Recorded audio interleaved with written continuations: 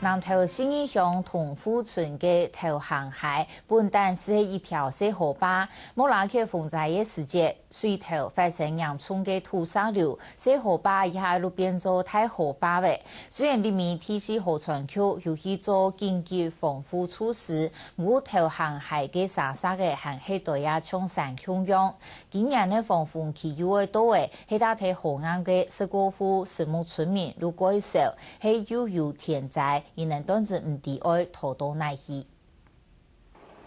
其他投航海困講下，規河壩嘅大沙條就對等河壩面的人家。雖然提示河川區土800風災過後，停電續補，不過因為障礙嘅天天，故所係土河壩順的人家行喺動手。在處理了搶了，伊掏空的啦，啊有唔對就那伊啦，啊你問險。喺安補條來，你就來抗，你咩就冇路啦。為到橋內安全嘅係嘅環境，也要居民再溝通河川區澄清，希望河川區加價來清河壩，同步做卡照顧到位。日日補嘅，10個戶嘅補攏少個，要起少嘅吼，莫加來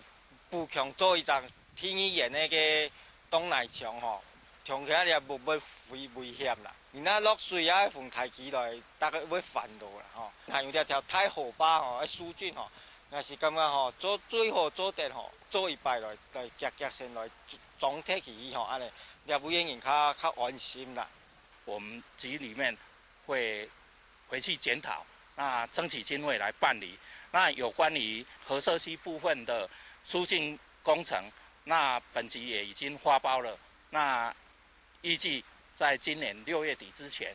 也會疏浚，那我們盡量配合我們地方的要求。